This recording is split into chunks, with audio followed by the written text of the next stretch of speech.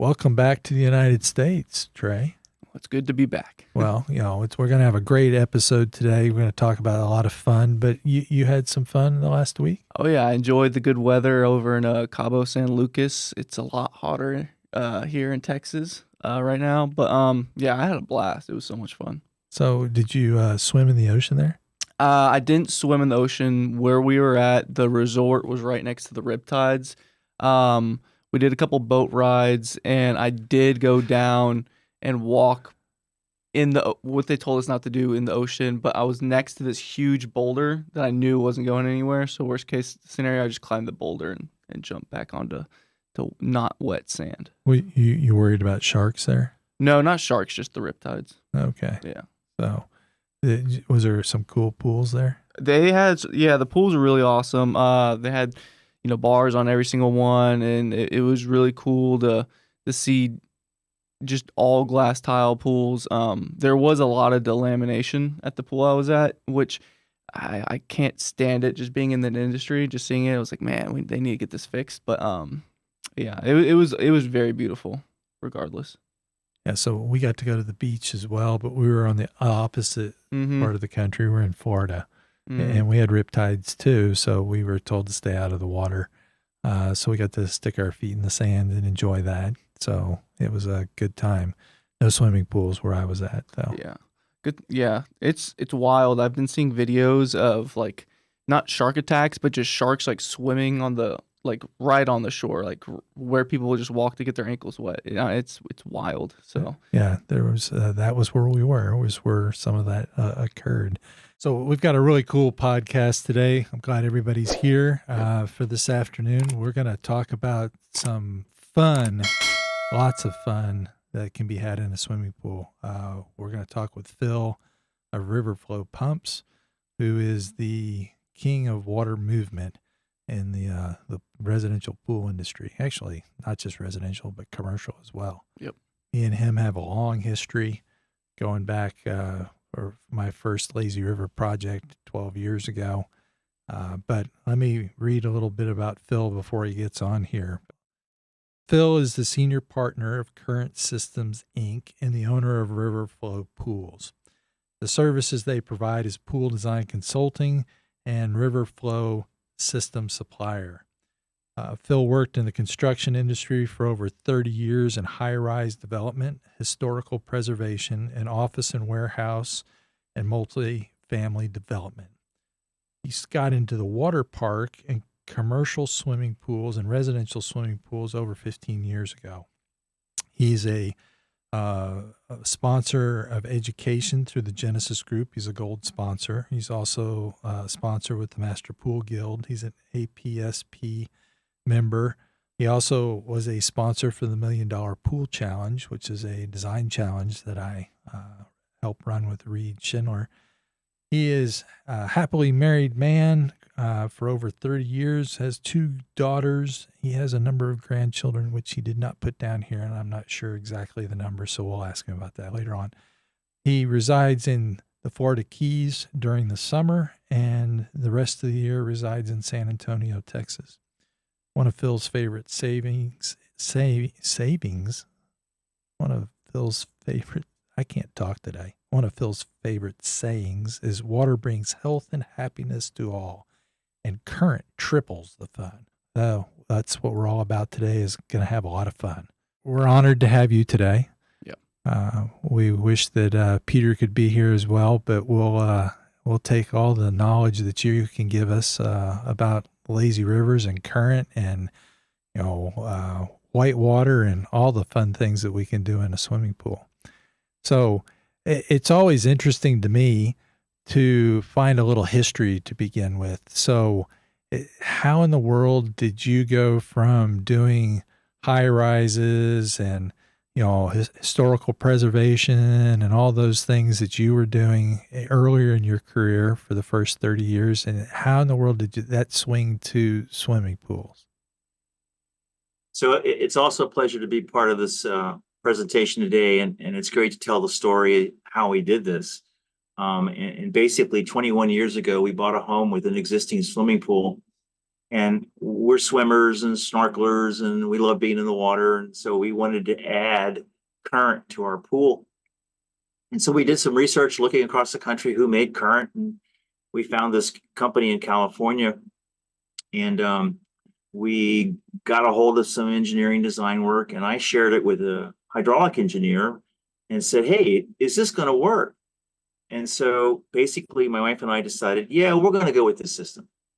So we did a remodel and we put current in our 15 by 30 pool, and it exceeded my expectations tenfold.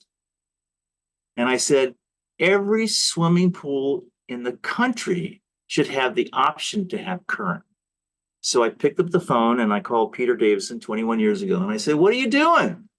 I just recently retired from this particular industry. Looks like you need a partner. And we became partners. Okay. And since then, it has been an awesome, fluid, moving water opportunity that we have impressed and made lots of people happy all over the world. Oh, most definitely. So that happened 21 years ago. So me doing my math, that was around 03. Yeah. Okay. Yep. So awesome.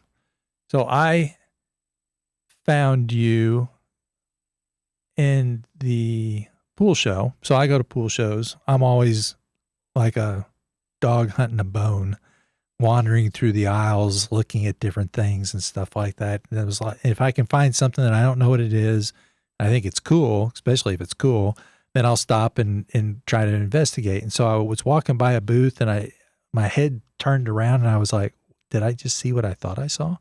And it was it was a video of someone kayaking in a swimming pool. And I know a little tiny bit of information about kayaking. And so I was like, well, that has to be, some substantial current going there. And I'd heard about people doing residential lazy rivers, had never done one. And so I was like, this might be interesting. So I stopped in and talked to, I don't know who I talked to, one of the two of you. It may have been both of you in this booth, and took the information and went home and filed it away. So about 2 years later, someone called me up and said, I want a lazy river. And I was like, great, I can design you a lazy river. And we spent weeks and weeks and weeks working out this design. And so the first thing I did is I was in a Genesis class. And when I was in a Genesis class at lunch one day, somebody mentioned that they had done a lazy river in the Caribbean. And so I was like, oh, okay. So my feeling is I'm lazy. I don't want to invent the wheel at all. I want to find somebody else that's already invented the wheel and just, copy them, so I went and called up the guy that I had lunch with and said, hey, we're looking at doing a lazy river. I've got a brochure of one company that I know of. What was the name of the company that you used? And he said, oh, it was Riverflow. And I was like, oh, well, that's what the brochure that I've got here. Okay. So that must be a good sign. And I said, when it turned on, did it work? And he's like, yes, it worked. And I was like, okay, that's all I need to know, to proceed forward. And so I reached out to y'all, which was ironic because I called Tom Hardiman today and I asked him, I said, how's your lazy river doing? Because we installed that project. We started it on July the 3rd, 12 years ago. Okay. Wow. So its birthday, we plastered it slightly before that. So that pool is right at 12 years old. And that pool, when we started it up, everybody was like, okay, you get in the pool and see if it works. Because if it doesn't work, you're in a lot of trouble because you said this would work. And I was like, yeah, I think it's going to work. Anyway, and we started it up and it worked fantastically. And I talked to Tom today and I said, so how's your pool doing? And he said, well, it's doing good.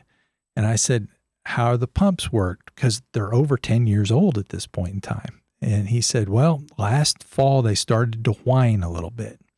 And he said, so they were really quiet. You could hardly hear them at all before that. And so I called and they had me come out. A service tech came out and he said, well, they're going to go out at some point here. And so if you don't want it to be shut down, when you don't want it shut down, you may want to either rebuild the pump or replace the pump. And he chose to rebuild the pump, 2 pumps. And he said, they're as quiet now as the day we installed them. So he got 12 years basically Wow. with those pumps. So anyway, want to thank you because you changed a lot of my career with that whole story, because people started thinking I was the lazy river expert for about 2 or 3 years because of that pool, because it ended up on HGTV and all over YouTube. And I mean, I would get calls usually about 5 a week during that time period, that 2 years. And the question was, I've got a lazy river and it's really too lazy for me. How does yours work? And so I would explain them and refer them to go talk to y'all. And the sad thing is, more than half the people that were making those phone calls were builders that had finished the lazy river, not used your product, and were not very happy. And their clients weren't very happy either, because their lazy river was a little too lazy. So anyway, so that's how my adventure started. So thank you. Well, that's great, Mike. And just to quickly add to it, not only that I believe so much that this swimming water experience was such a revolution change to the country, I was featured in the Miami Herald Home and Design section of the paper a year after we installed ours. And they realized that, oh my gosh, what is this whole thing about moving water in a swimming pool and being able to kayak? And it's just like, what a thrill. So anyway, thanks. It's a lot of fun. So that's how you and Peter connected, and then started your company. So that's a cool bit of history that I didn't know on. That's how you actually. So you were in Florida at the time?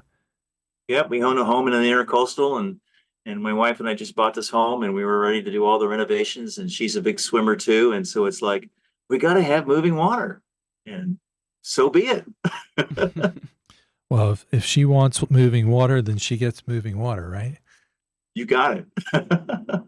You've been happily married for how long? 41 years, sir. Oh, wow. Congrats. That's an awesome accomplishment. Yeah. Yes, it is. It's grand. Absolutely grand. I'm very blessed. We got a few questions for you. You want to start with some, Trey? Yeah, Phil. I'll start with just a basic question for like casual, audience. Is there any way you could just explain how y'all's pumps work? And, obviously we touched on it with what y'all have talked about, and the stories are amazing, but just an overlap of just pretty much the function of the product in general. So basically, and not to, to oversimplify it, but there's a lot of pumps in the industry that are capable of moving water high, 10 feet high, 20 feet high, 40 feet high. And you take all that energy and you get the pressure to be able to lift water, but you don't get the opportunity to be able to deliver it in volumes horizontally. So basically, Peter Davidson invented a system that did not have the pressure points to be able to lift water 6 stories or 4 stories or huge levels of height. Instead, we turned it into something that was very low pressure and high volume and moved water horizontally. And it's, without giving away the trade secret, it's a propeller design that creates up to 2,400 gallons per minute that's fully adjustable. And so in that aspect, we can be able to deliver a tremendous amount of moving water at not a lot of expense to operate. Wow. So one of the tricks is with a lazy river that a lot of people don't understand is you need a tremendous amount of movement at the beginning, but then once you get the water moving, it's like you stir the drink. Once it's going around, the spoon will still keep spinning after you even quit stirring. So it doesn't take as much energy at that point, and it drops off, and so it's a variable speed pump, right? Correct. And Mike, it's interesting you say that, because one of the successes of the lazy rivers that are built both residential and commercial is that the designers have created a shape. They channeled this water to be able to go in a 360-degree direction that, just as you said, once we get this movement going, it continues to go like it should, because the designer has created the channeling walls, interior and exterior walls, to allow this moving water to continue just to keep on going round and round. And if that design isn't done the way it's supposed to, then basically it ends up failing. So you guys make it easy for us to move this water through the designs that you create that make a successful lazy river. So pretty much it takes a little bit time for it to start up, but once you get it going, it's good, and it works on less pressure. And so that's also another thing. You talked about high pressure with the first question I asked you with the going vertically. So maybe dive deeper into, because you're saying that your pumps are high flow, low pressure. So I saw a YouTube comment when I was doing some research on your product, and some guy was asking, he was like, can't you get the same result with 6-inch pipe, just with higher pressure? That wouldn't work, would it? No. So and again, it goes back to the hydraulic design of what a pump can do through a size of pipe and how many gallons they can move through those sizes of pipes. And really what we focused in on is not being able to be successful in taking those 2.5-inch, 4-inch lines and then throwing these pumps that are only doing 340 GPM. And we're doing 12-inch plumbing and we're doing 2,400. So it's really, I mean, oversimplify apples and oranges, but because we're not trying to lift, we're just trying to push. Yeah. And then we came up with some designs that create the increased discharge velocities that allow us to hit the target speeds that a river would like to meet. Those nozzle designs. And when I turn around and tell you our operating pressure is less than 3 PSI, you like scratch your head and go, what do you mean? Yeah, how? It's not 30, 40 PSI. How do you do that? Yeah. Right. So without giving away the trade secrets, it's really about, and I'll use a term, it's an axial flow. It's not a high head pump. So it's really apples and oranges. Okay. So, and this podcast is for homeowners. So Yeah. They're not going to really want to dive into all the technical stuff, which I know Peter would really give us lots of technical information if we wanted to. But one of the things I think that's really, really important that some people don't understand is when you come up with a concept, I can take that concept and send it to you. And then Peter puts it in his program. I don't know what it's called. And he runs that through and does an analysis of how efficient this design is. And then he comes back with recommendations on how to make better flow by tweaking a few things. So that's a service that y'all provide, right? Yeah, Mike, and I have to tell you that, years ago, and that's one of the exciting things about this times in our lives right now, there are computer-generated programs that create the fluid design dynamics that allow the molecules and the whole shape of the river and for it to run through simulations that can actually determine what it is that you should be using on such a project. Whereas 30 years ago, it was a couple of math functions and a couple of people with experience and say, well, I think maybe we need to put 4 here, maybe 6 here, Right. But now we've taken it to just a whole new level that not only validates our experience, but it also validates the accuracy of what we're doing. And to a footnote for the residential market, the lazy river speeds that are 2 to 2.5 feet per second. Currently, we're noticing that the clients have actually experienced resort lazy rivers that are going closer to 3.5 feet per second. So they're really not lazy anymore. They're lazy plus. And we're finding that the clients want that feature to be able to know, yeah, I want a little more speed out of it. My grandkids and my kids want more. And so, but we can always turn it down for the later casual cruise for the older population. But we're really finding that, not rapids, don't get me wrong, it's just a little faster moving one. So could you use it if you're trying to do like that one place we went to in North Carolina? They had like a manufactured roaring rapids. Would it be able to do that, or is that a little bit too fast? It's interesting that you should bring that up. We just recently did a project with all of the increased flooding that's occurring all over this country. Firefighters and everybody are responding to people being trapped and swept away in these low-lying areas that they shouldn't be in. Okay. And so we just ended up opening a training facility that's in Fayetteville, North Carolina, has 10 of our systems in it, huge building that allows a ladder truck to come in on the side Wow. with theatrical lightning and light show. And there's the car inside, and we're creating that swift water event that trains the rescuers to go in and pull somebody out and save them. Oh, wow. So to Awesome. answer your question, yeah, Yeah. just more pumps. Oh, that's amazing. No, the cool thing is the graphics that Peter has now that you can actually see the water flowing through the whole system. And so someone can look at that and be like, okay, yeah, I can see visually that this works. It's amazing versus where we were, even that. I don't even think y'all were doing that 4 or 5 years ago, were you? No, we weren't. No. And in fact, the technology has made it easier for all of us to be able to buy seats to be able to go ahead and run these and analyze this stuff. And so it makes it a lot easier for all to feel comfortable that when we say to you, you want a river that goes 3.75? Well, this is what you got to have. Right. No, I think I saw the first one was one that you guys were working on with Jeremy Nagel 2 years ago on a huge project that I just saw the other day, the pictures finally with water in that pool, which was a very interesting thing in the fact that the pool was not freeform. The pool is a rectangle. Yeah. Now, one of the things that Jeremy did was the corners were rectangles, but under the surface, the corners were all coved, but they ran the analysis on this on how it would all work. And so, initially I was like, yeah, Jeremy, I don't think you could do that. But, Peter came back and said, hey, it's a lot better than we thought it was going to be. And here's how it works and blah, blah, blah. And here's the tweaks we need to make. And so that was the first time I saw the computer model. And that was 2 years ago. But, we have one that's under construction right now that he did the analysis on.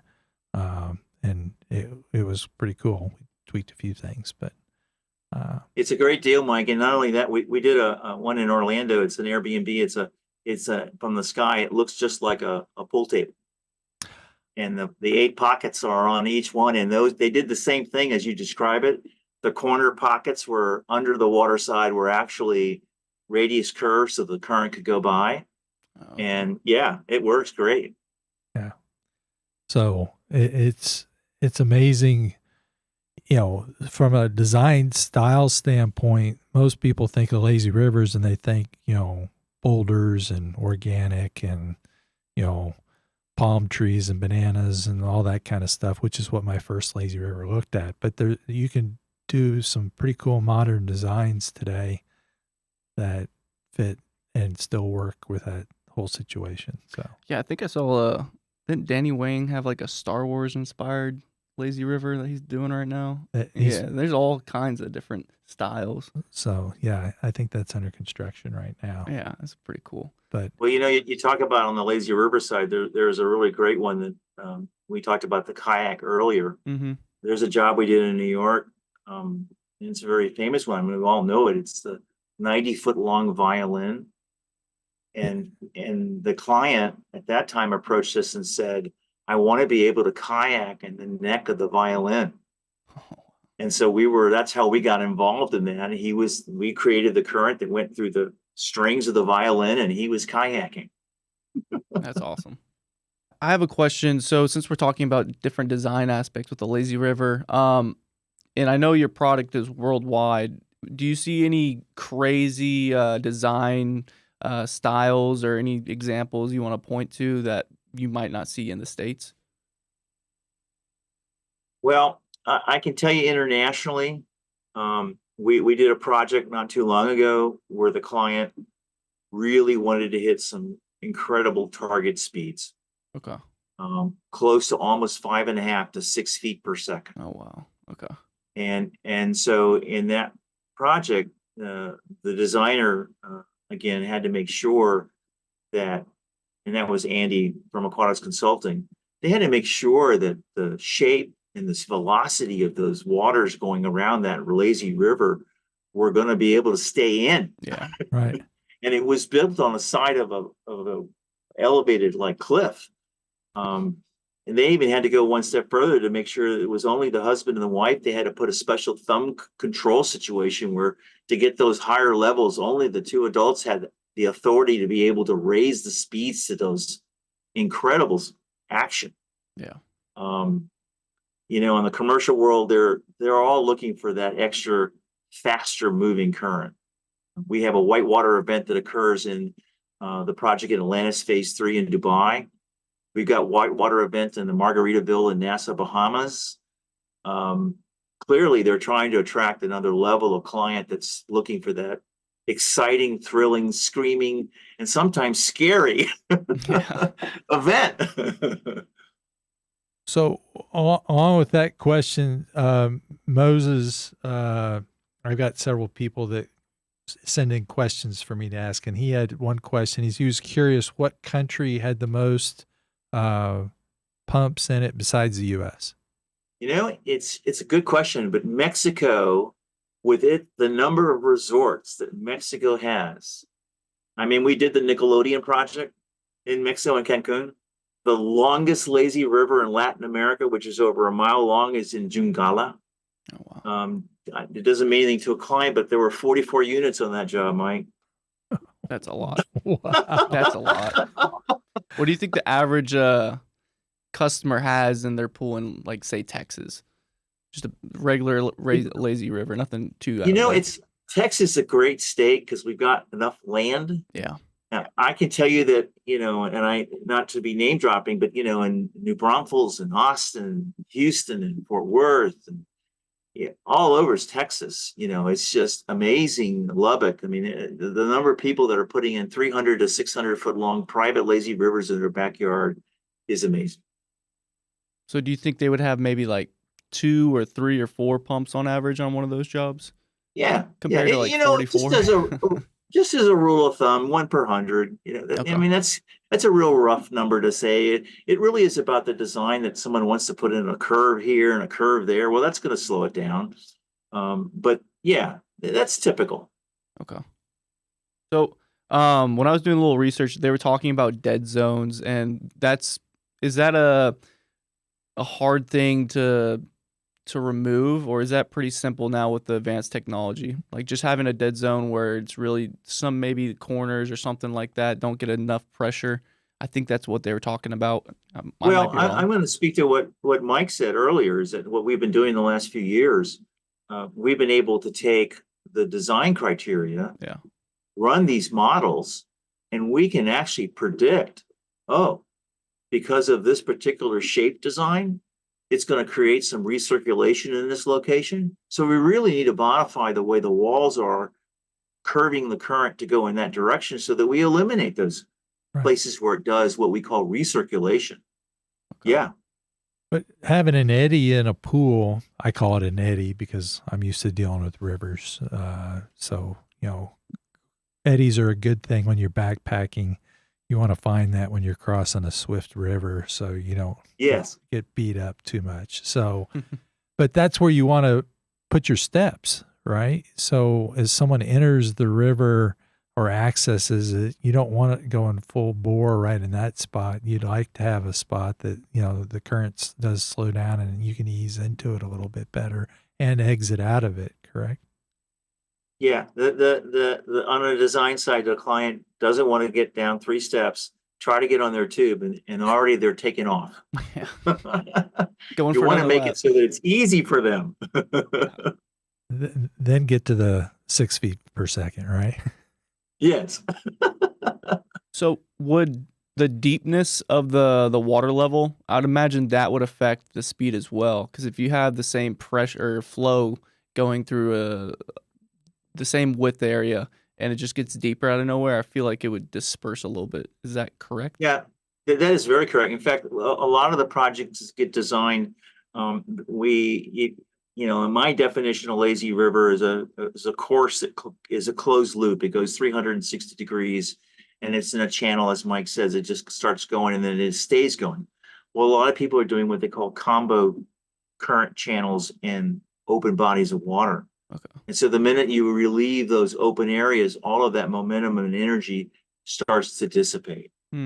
So you have to manage your client's expectations to make sure that, hey, am I okay with the river exiting here and then slowing down, and I have to move myself over to the other side to get back into the motion of the current. So those are things that when a client's deciding to do a combo connecting point where the pool is with the lazy river, or the wall design makes it so that the current is actually aiming to go back to the mouth of the river, that's how we have to talk about the design criteria to make it work. It's not just about adding another pump. It's really also about knowing that water's going to go where it wants to go. That's why you guys who did you design it so it does work. And as you said, it's communication with the client that they fully understand what it is and what it is not going to do. So then, if they're willing to accept something because it gives them this other option, so most of the pools that I've done have been combos. I call them the teacup. You got the main body of the pool, and then you got the river off as the handle, and that there's you just have to communicate to them what it's going to do and how it's going to perform. Now, one of the ones that I did, you went off the slide, and the river, the return back from the river, which went through the main pool, was right underneath the slide. So it would shoot you as you came off the slide clear over to the mouth of the river. And those kids thought that was the coolest thing in the world. So anyway, there are several projects that people are building these jumping rock situations and these slides. And I have builders all over the country. They're sticking a Riverflow system underneath the exit of the slide, and they're actually adding a Whitewater nozzle event to it. And so when the kid comes off and hits that water, no, we don't push them out of the pool. But yeah, they get that last burst of energy. They just can't. They don't stop having fun. Yeah, it's quick return back up the stairs and go down the slide again. Yeah, wear those kids out big time. I was wondering, so besides lazy rivers and like swimming athletics, is there any other uses for the pumps? Like in my head, I was thinking if you had a diving pool, per se, and you put the pump at the bottom of the pool on the opposite side, you could maybe have it to where a diver can then, once they don't have to swim up, it doesn't take as long, and it pushes them up to the top. Or if there's a lifeguard present and someone's injured, they can, push up off of that floor quicker. Is there any other uses that y'all do with the pumps? So really to answer that question, there are a lot of applications where people want to move high amounts of water in a horizontal application. Yeah. So to talk to that, our application has been used with horse therapy. Oh, okay. So for example, on an injury with racetrack horses, we can create the resistant current for those people to go ahead and those horses to be able to get rehabbed. There's a lot of training facilities where the kids that are playing football, instead of riding the course of the lazy river, they're going to a lazy river and they're doing jogging in the opposite direction, creating the resistance for training for those people that are in that water. Okay. As I mentioned earlier with the rescue system, we've done that. Yeah. There was a really famous one we did, which was Winter the dolphin, that they actually use it to train and learn more about prosthetics for people with amputees and how to make better arms and limbs because of that dolphin. Oh. We've got all kinds of ways of being able to make an application. I know we also did it for the Navy Warfare Academy. They had some kind of design. They wanted to figure out how to cool certain chambers. We really don't know what they used it for, but that's what they said. So on that note, okay, so rivers, it gets used for rivers. So lazy or lazy plus, but river situations. So I have a couple of questions about rivers, and then I want to talk about some of the other applications. But on islands, so anytime you're going to have a river, you're going to have an island, and you've probably seen a lot of different islands over the years. Is there any? I've done sunken fire pits on islands. I've done sunken bars. I've done spas that are recessed. I've done the first one. I had a tropical jungle. in the middle of the island. So I've seen putting greens on islands. What are some other things? I mean, or have you seen other things that, might spur on, some ideas for people? So Mike, you just listed a whole slew of the ones that are happening. I mean, the mini golf courses in the middle of the lounge area for the, people to lounge out with fire pits and so forth. The one that strikes out a lot of the other designers is they're trying to create a way that they really don't know where they are in reflection to the ride. So they create this lush island that you can't see the other side where somebody is. Right. So it gives this perception that, you're riding this course and you really don't know where you're at in the ride. Yeah. So it's really, as you said, it's really about what the homeowner is looking to experience or replicate it is that they've experienced someplace and to be able to know they can create that same event. We're going to take a break here for a second and get into outdoor living. So with outdoor living, we like to go to barbecue bits here. We're going to share some information of everything that you may want to consider in your outdoor living space as far as features, especially for the kitchen. Hope you enjoy this. We've got a U-shaped kitchen here, which is a really efficient situation because we can have some entertainment in the center. We've got the fireplace here. Got the TV, which is great. And then we want to shove all these appliances. We've got 6 on the counter appliances that we're dealing with. So we got the smoker, pellet grill, all the way over to the edge here. Just enough room for my drink and to put my spatula down. Then here, we shoved everything over to this side. We've got the griddle over here, and we've got some place to plate things on this side. So that gave us our cold zone underneath. We've got a refrigerator, we have the sink, we have the ice maker. Now, sinks are not typically done in outdoor kitchens. The reason they're not done in outdoor kitchens is this is $12,000 to $15,000 sink. Most people are like, I can get a lot of paper towels for $12,000 to $15,000. However, behind that wall is a bathroom.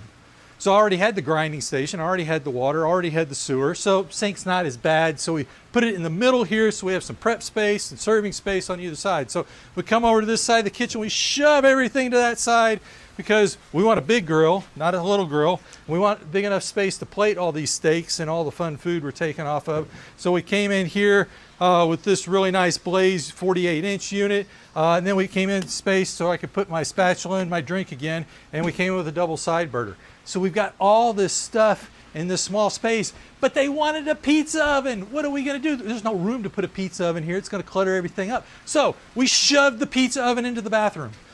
So we took part of the corner of the bathroom, we shoved the pizza oven in next to the fireplace. So it's flush in here instead of on the counter. Blends in real well. Took out all, so we had to balance. Bigger bathroom, bigger kitchen, bigger bathroom, bigger kitchen. The bathroom is just a toilet and a sink. Don't need much space for that, so we opted to take some of the storage out.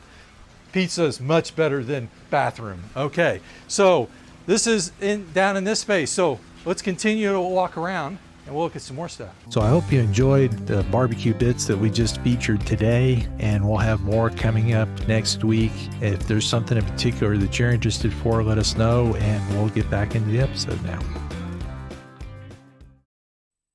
Yeah, one of the ones that I thought it was cool. I think, and I've looked, I claim it was the first symmetrical lazy river that was done in a residence. I did.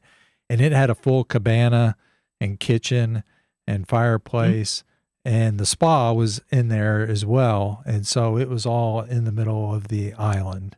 What was interesting is they came to us for a pool design. We did the pool design, and they were looking for more fun for their kids. And the wife was like, well, do you have anything else that's fun? And I was like, well, you do a lazy river.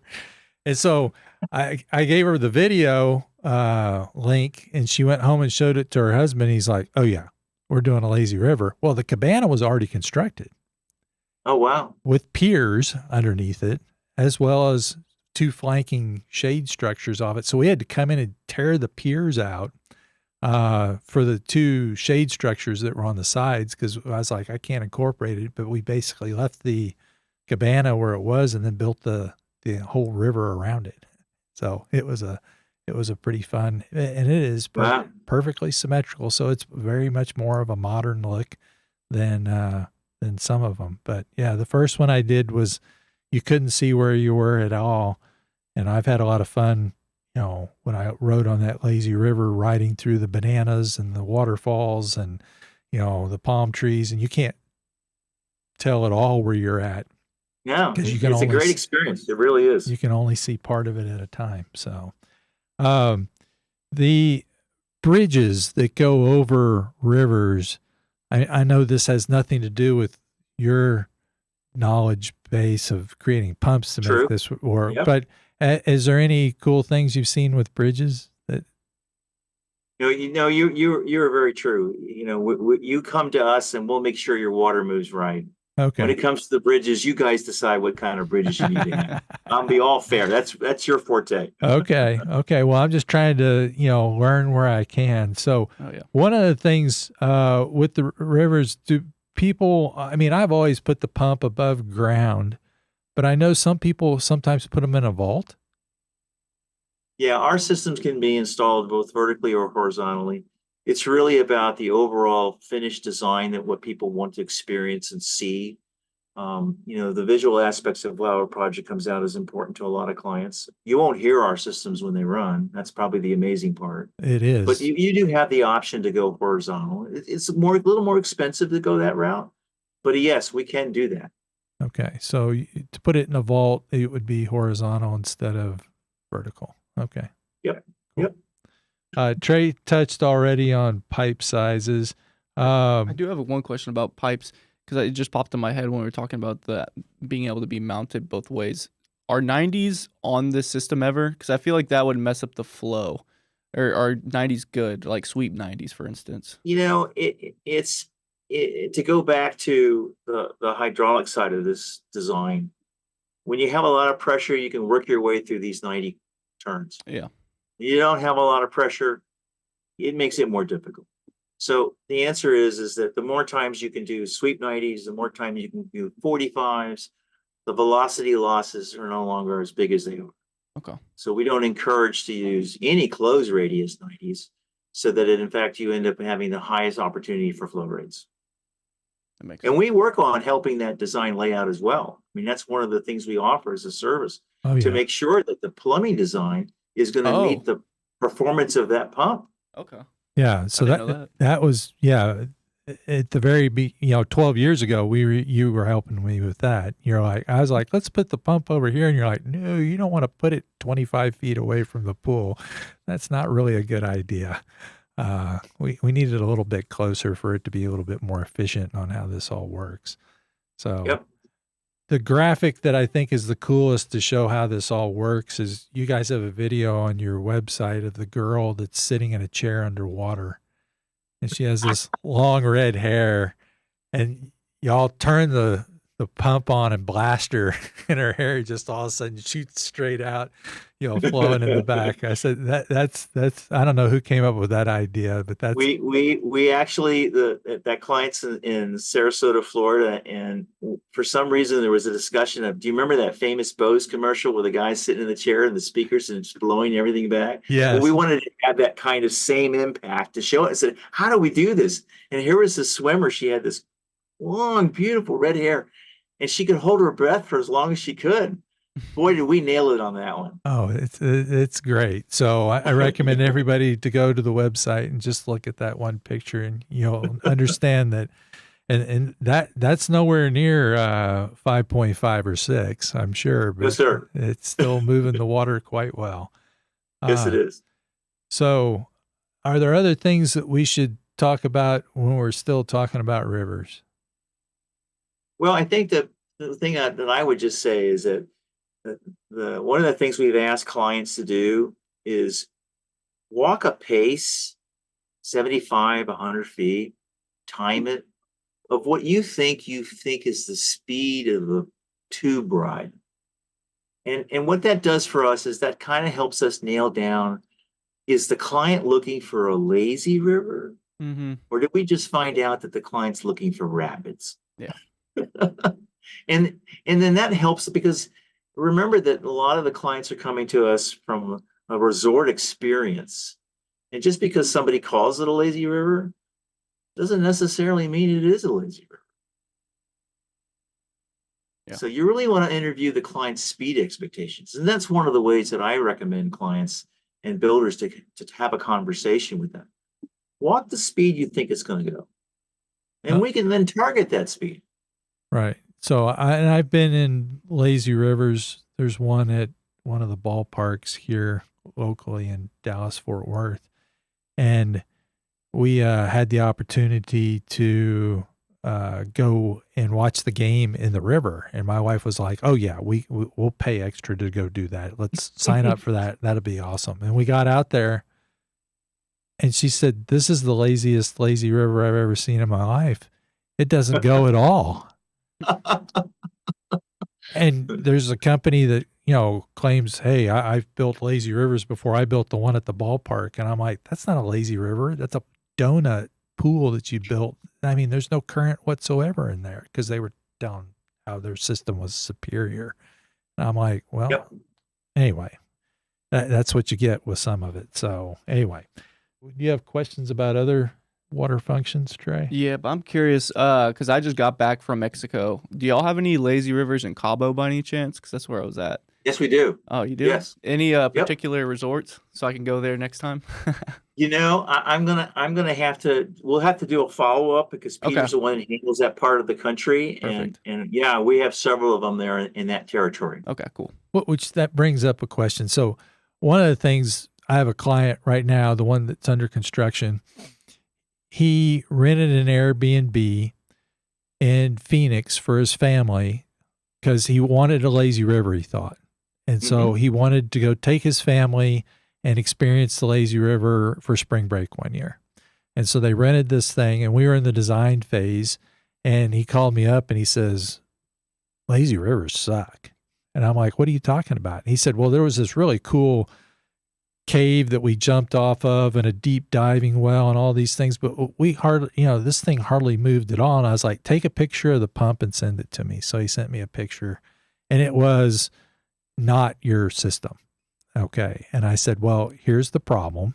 Okay. So if you want it to flow good, as I told you in the beginning, this is what you want to use. He's like, okay. So anyway, but I thought it was a great experience. I had never had anybody think about this before, is to go experience a lazy river if you're thinking about getting a lazy river. So do you guys have a list of that somebody could go to? Like, just Trey was, okay, we're going to go to Cabo.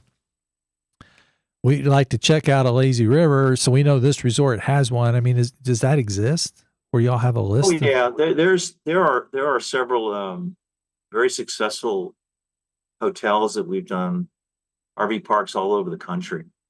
For example, if you went to Bonita Springs in Florida and you went to the Hyatt there, it's just an amazingly lazy river. And if you were in the Bahamas, you want to go to Margaritaville, you're doing one of ours. Okay. There are places all over the country that we can refer you to. It would be great if we could refer them to some of those residential lazy rivers we've done. But, people are apprehensive sometimes about opening up their homes to people. Sure.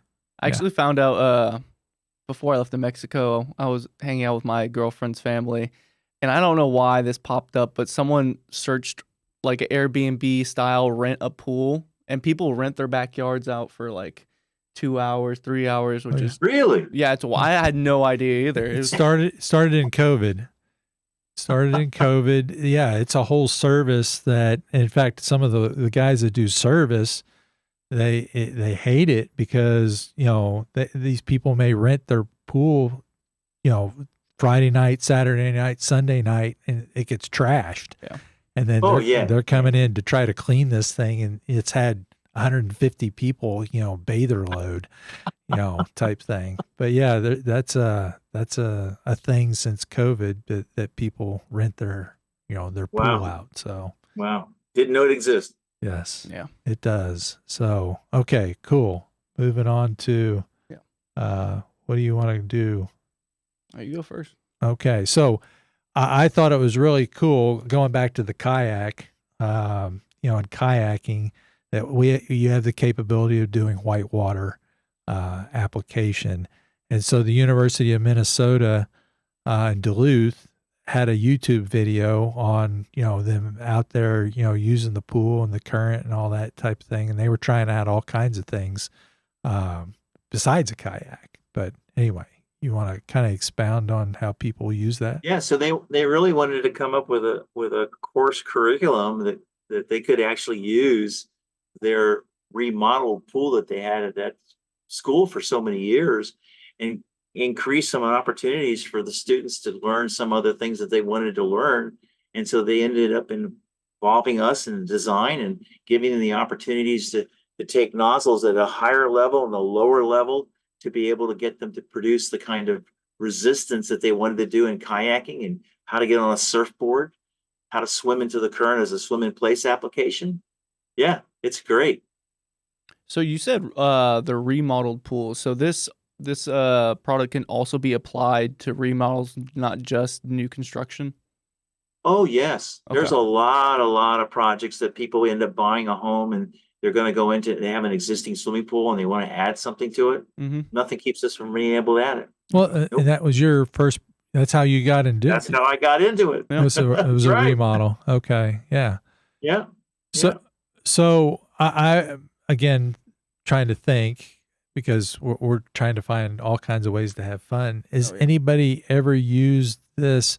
So I'll go back and tell a story. So my wife's family were really big into water skiing. And so they would always want to teach the kids how to water ski. And they said, well, we teach them in the pool. And I said, what? How are you teaching people how to water ski in a pool? And they said, well, we get the tow rope, and we just, a whole bunch of us grab a hold of it, and we, set them in an inner tube at the edge of the pool. And then we just, pull them across the pool, and it teaches them how to get up and how to start water skiing. And I was like, that's the craziest thing I've ever heard of. Well, and then they showed me how they did it. And I was like, okay, I guess that works. So given my wife's family history, I was like, well, if we had a pump and we were using it with current, I mean, I wouldn't see a full-size adult water skiing, but could a child do something like that? So there's again an interesting niche when it comes to the velocities of squeezing water at the surface that can create enough flow at a speed that lifts a 70-year-old child out of the water on a pair of 2 skis. It's not what we can do. Okay. There's a whole different design that allows that velocity to stay trapped at the surface. And you've seen those particular, and more on a commercial side, right, where those wave riders where people are surfing and doing the whole thing. Well, they've got it because they've got the speed at the top of the surface. Okay. I wish we could do that, but we can't. Okay. Well, I just thought I'd ask. So yeah. And that's, Trey said that was what your answer would be. Yeah. But it doesn't hurt to ask. So, so one is you can create whitewater.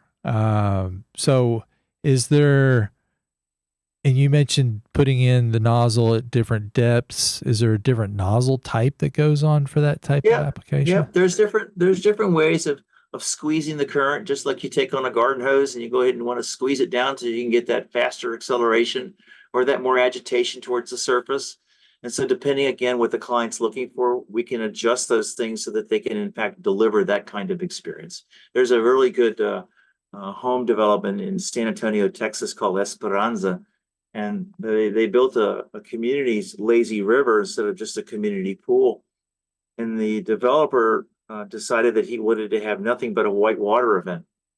And every year I talk to him, he says, it's the best and the greatest investment I've made for my homeowners to be able to know they can go down there and have a whitewater experience at the community lazy river.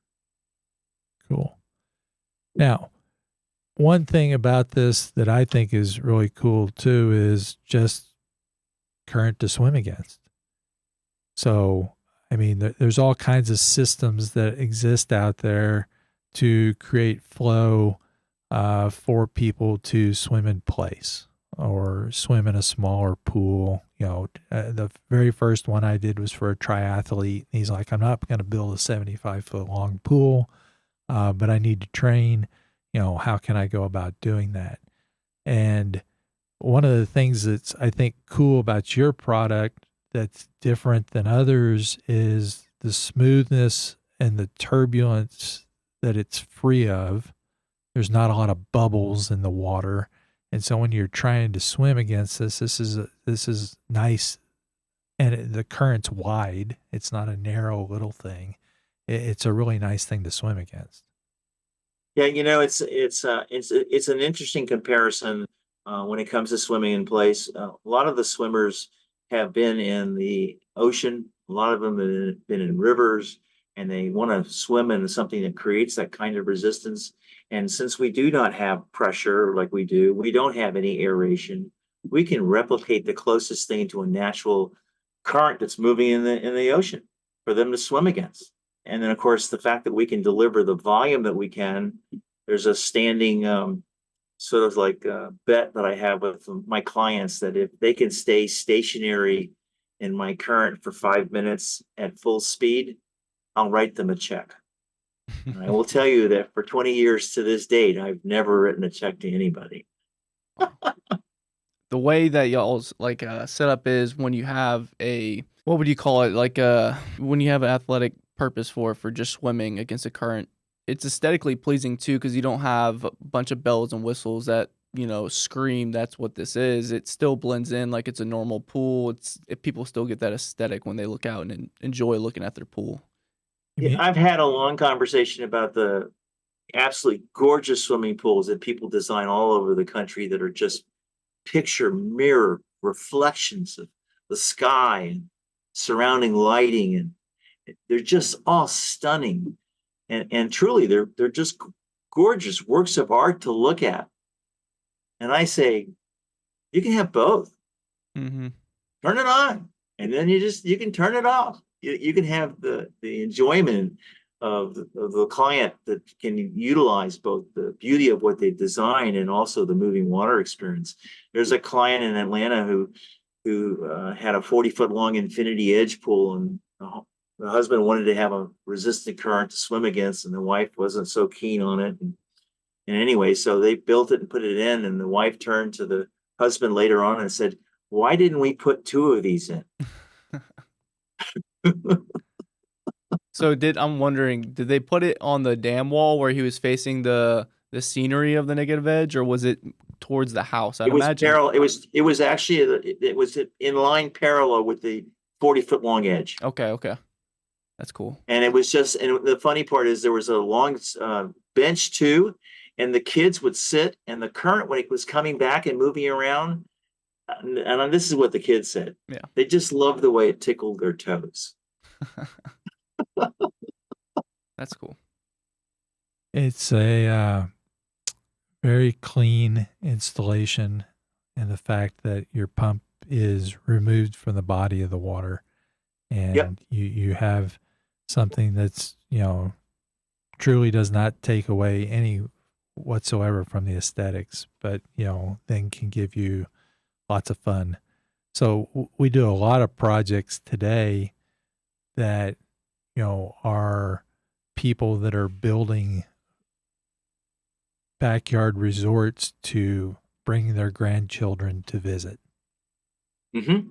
And yep. They're like, we're competing with Disney World and all kinds of other things for that. They only have so much vacation time, and we want them to come to be at our house.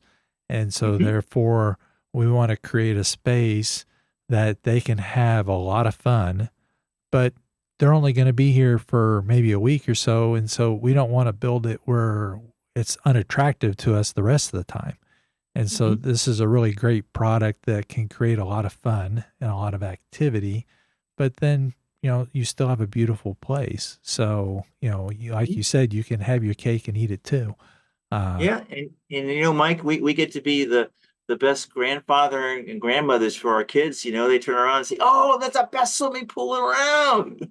Well, going back to the very first one, you may not have heard this story. This was was fun. So when I'm sitting there with Tom, and I'm like, "Tom, you're a 55-year-old man. You're not married. Why in the world do you want a lazy river?" He said, "Well, you built so-and-so's pool, right? And I said, yeah, I did. And he said, that's my daughter-in-law's parents' pool. And my grandchildren hang out there every weekend. I want them to hang out at my house instead of at their house. And so I figured if I built a lazy river, they'd hang out here instead of there. And so I was like, okay, that works for me. And so it was funny because the other couple, a couple of years later, were selling their house. They were going to build a new one. And I said, so are you going to build a better lazy river than Tom is? And they were like, no, we're not going to compete with that. So, but, it is a very fun space. So, Mike, I have to tell you that one of the things that's interesting that's a huge benefit to all of us, and we all feel so much better when we're inside of a swimming pool, regardless of the design aspect of what it is you're actually getting into with a lazy river swimming place or just a regular swimming pool. It's the immersion. It's being in that water. And we all feel so much better when we have been in it for 30 to 45 minutes or longer. And then if you add that other little element of something that's moving you around, it stimulates you to be excited about what's happening. So I'm not self-serving, but it's like, wow, how could you not have something that moves in there with all the beauty you got? Yeah, it's a long ways from Peter with his plywood tank and his carport. Yes, right? It is. It's amazing. Yes, it is. So I know it was one of the questions on your list. I'm going over my questions and seeing if I asked them all, but I'm going to steal your question. By all means. So do you have any new things that are on the horizon that you're planning on doing or incorporating with your product? It's all about improving the product that we have. We wanted to make sure that something that we created lasted a long time. And like you talked about talking to a client earlier today, I talked to a client today that put a system in 19 years ago when we first started. Wow. And the client he finally realized that, I think it's time for me to do a little bit of service on it. Everything's working great, but it's just not quite doing what it used to be. And so what we've been doing over the last few years is innovating something to make it even more reliable so that the client has something that lasts forever, because people who really get wet a lot and swim, they use their pool for their life. And we want something to be in a product that they experience for their lifetime. And so for that, if you had to tell you any one thing we're focused on, it's making it more and more maintenance free. That's awesome. Yeah. So one of the things that I did run into in my very first one was I calculated the volume of water and I said, yeah, we can heat this pool with one heater and you're going to be good. And then they're like, okay, because this is the pool. Again, we want all the grandkids to come and hang out at our house. So that means at Thanksgiving and at Christmas and at New Year's, we're going to crank this baby up and use it because we're going to have fun. And Thanksgiving came and he's like, Mike, he's on the phone with me. He's like, I can't get the temperature over 70 degrees. And I was like, no, it should work without a problem. Anyway, so I called up my manufacturer of the heater. He said, well, Mike, you figured correctly on the gallons, but what you didn't calculate correctly was the surface area that you have with a river. And because of the shallow depth of everything and this amount of surface area, you don't have enough heat to get to. And so we promptly went in and added another heater. But that's something I'll pass along in here is you want to be careful that, you don't figure just your heating capability on gallons, because surface area and the wind blowing across that and everything in the middle of November and December and January, when you want to use your river, you want to make sure you have got the capability of that. So anyway. just a tip there. Yeah, it's a classic one to remember that when you have a hot cup of coffee, what you're doing is blowing across the top to get that heat to come down. Well, that's what's happening out there, and those winds are going across that surface. It's blowing it, cooling it right down. Yes, sir. So, well, other questions or concerns people should have about current? I think the thing that's most important for me is to let everybody know that you guys are the design professionals, and you guys are the ones that will talk to your clients, and the ones that are making the decisions to build these beautiful, elaborate swimming pools, lazy rivers, whichever the application may be. And it's just important to remember that there are pieces of equipment out there, manufacturers that make things that not only will last, but also deliver on what you want it to do. And we're a company that believes in being able to partner with everybody to make sure that what your client wants, we can deliver on it. And so include us in that process, and you'll end up with another great story to tell that my grandkids only go one place, and that's to my house. Yeah. Well, that's a good story, because all we are about is making memories. Yeah. And Yes, sir. the backyard environment is one powerful place to do that, especially in water.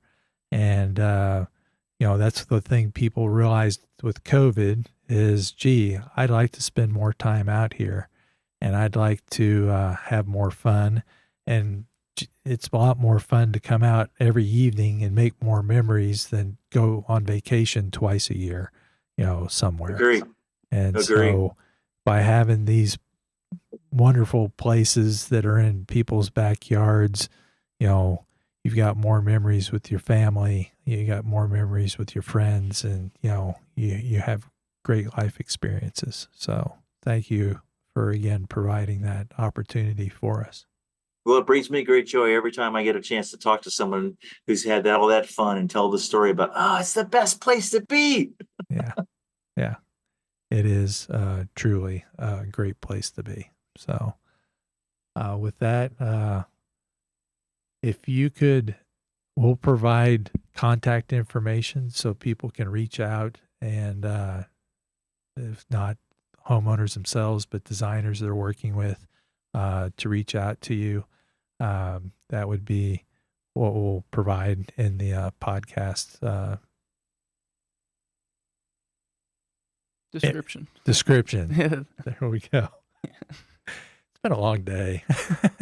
Yeah, it's all good, guys. We're all good. Coming back from vacation, my brain's not quite fully in drive for an 8-hour, 10-hour day. Anyway, and thanks for getting on, because it's later for you than it is for us.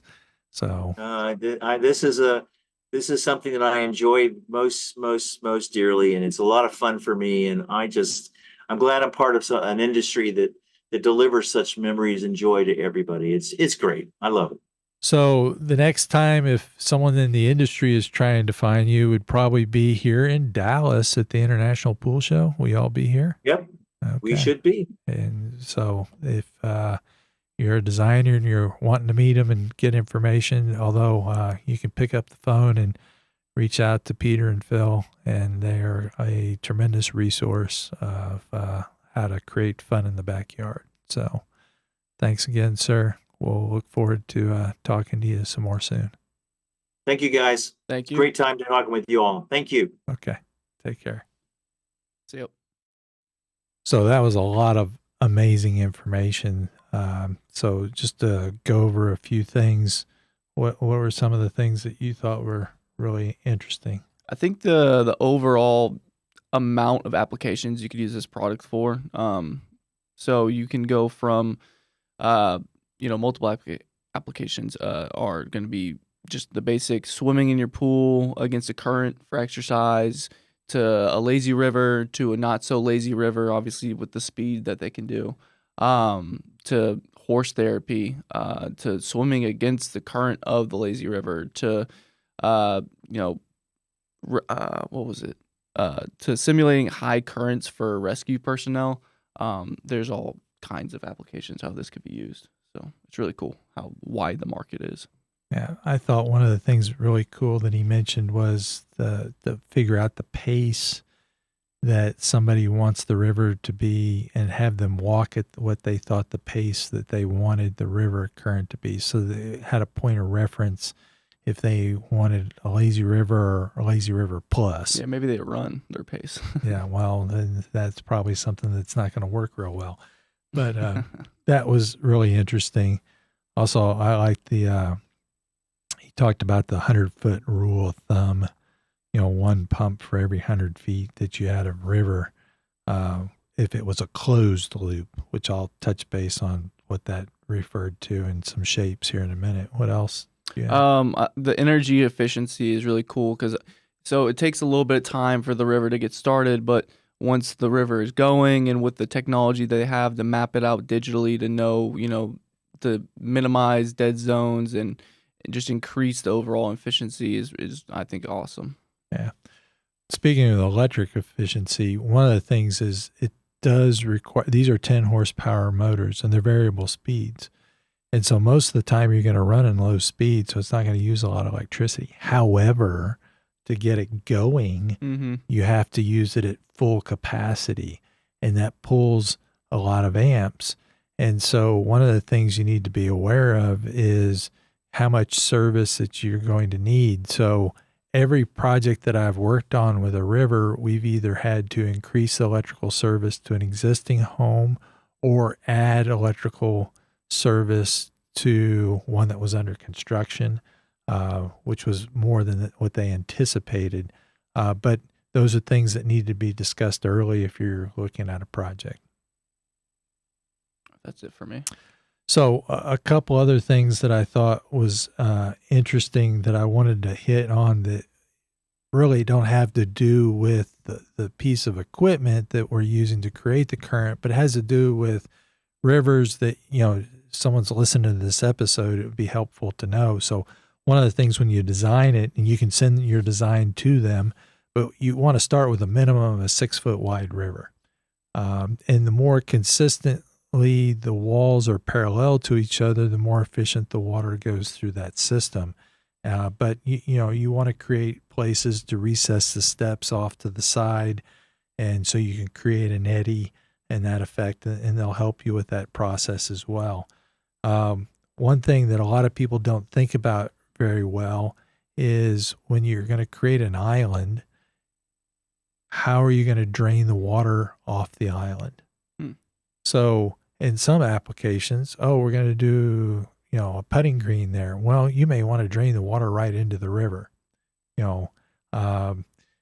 but if it's a tropical jungle, you can't drain all the water off the river and, the mulch and everything else that's in the tropical jungle. You need to take it, and the water's got to run under the river to drain out. So, gravity's the best thing, although a lazy river is probably the only river that you want to build on a flat location. All the other rivers, you want hillsides, but in the lazy river, you want it to be flat. So a lot of times, getting water underneath the river, you're going to need a sump pump. So that's something that you need to think about and how that's going to work. The other thing about making it work is the cleaning aspects of it. With a river, there's no way in the world you can put a Polaris in a river. It'd be bouncing off the walls.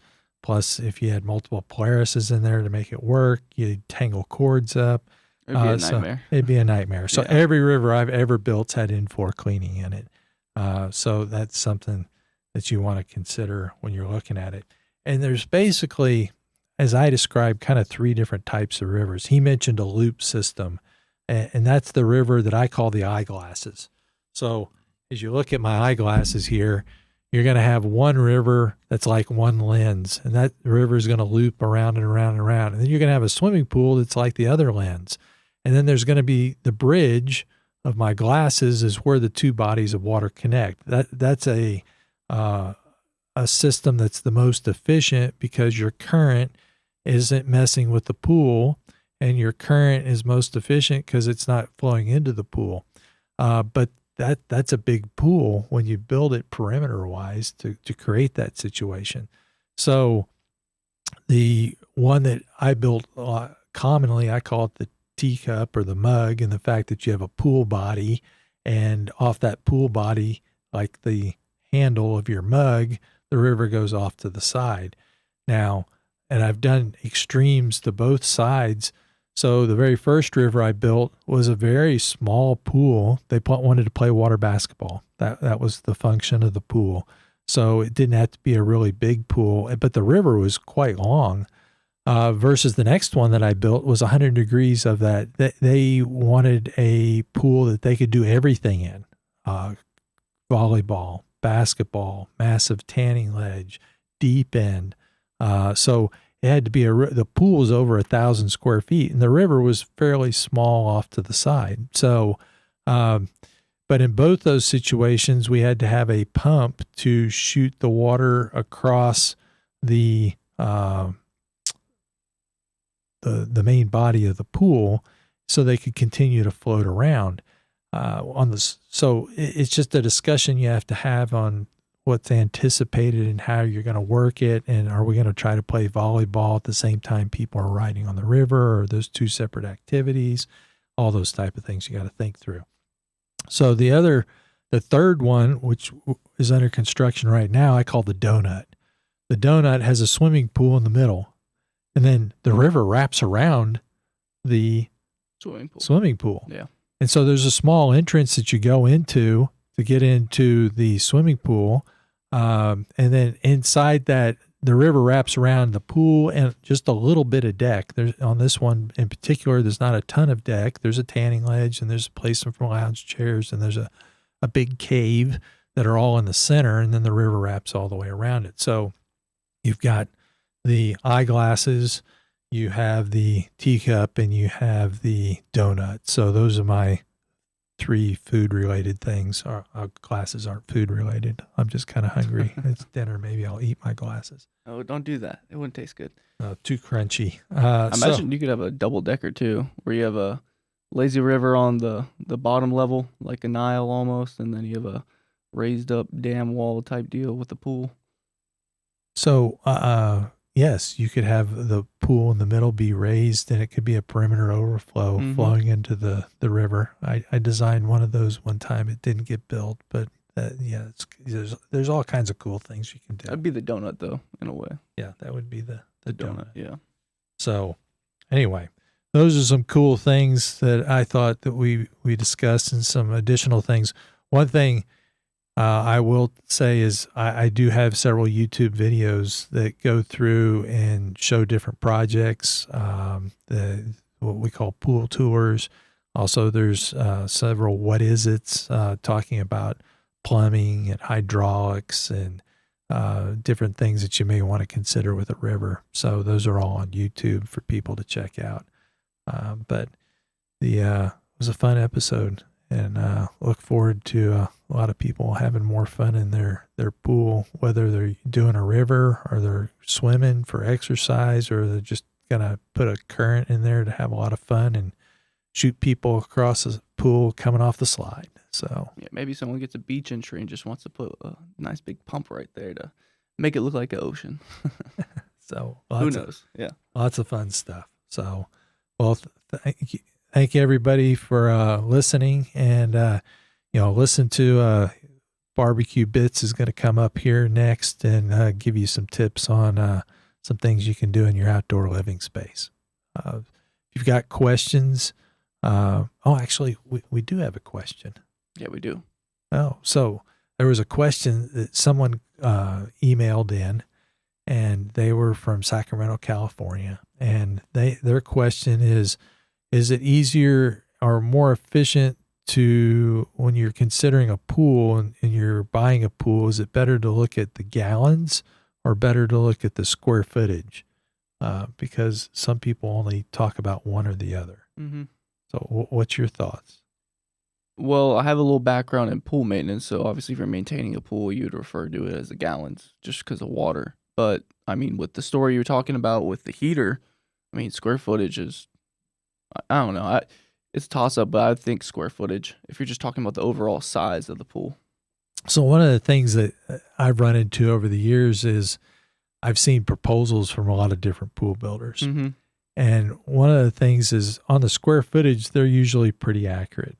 But some people want to talk about how big their pool is that they're selling them and talk about gallons. Oh, well, this is a 40,000 gallon pool. This is a really big pool. Yeah.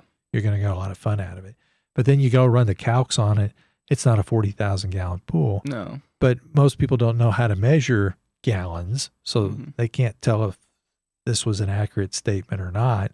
But, you know, it's one of those things that it's hard to understand how many gallons are in a pool, but it is very important for water chemistry wise. Yeah. So you could have a pool that is 20,000 gallons and is massive or just really big compared to one that doesn't have any benches, doesn't have a sun bench, doesn't have all these shallow areas in the pool. So yeah. And it's deep. Exactly. A diver, and it could be a really small pool and be 20,000 gallons. Yeah. So just as something to help people out, if you take the tanning ledge out of play, because that water is only 6 inches deep, so you're not going to have many gallons there at all. You take the average depth of a pool, so the shallow plus the deep is going to give you close to, if you add those together and divide by 2, that's going to be close to your average depth. Now, if you have a really big shallow area and a small deep end, then that's probably going to be skewed a little bit. Yeah. But if you take the average depth and multiply it by 7.5, that's how many gallons are in a cubic foot. Yeah. And then multiply it by the square footage of surface area. So now you've got cubic feet times 7.5 gallons per cubic foot. Now you get total gallons. So, you know, it's something you can check. And the other thing is, a lot of times people are like, oh yeah, we sold you a 40,000 gallon pool, and you buy chemicals for a 40,000 gallon pool. And then you do the calc and, well, it's only a 32,000 gallon pool. I mean, your chemicals are way high. Yeah. And it's not an accurate situation. So, from a sales standpoint, square footage is probably the most accurate way to understand the size of a pool. But gallons is real important for the water chemistry aspect of it. And so that's one way. Now, also in Pool Studio, it's cool because it'll calculate actually the cubic feet inside the pool with the tanning ledges and the benches and all those type of things. So that can give you a very accurate situation gallon wise. So side tip, but most homeowners would know what that was. So that's the software that's used in the 3D program. Yeah.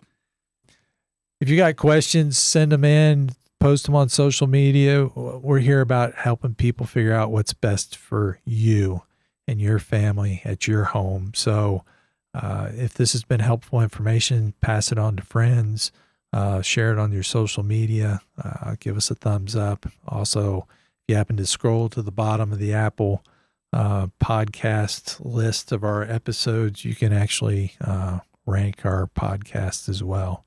So thank you again, Trey, for filling in today. Thank you for having me. And Kevin's still, trying to work through his health situations, and we hope and pray that he'll be back with us soon. And we hope you guys jump on and listen to us again next week, and we'll provide some more fun information. Oh, yeah. Y'all take care now.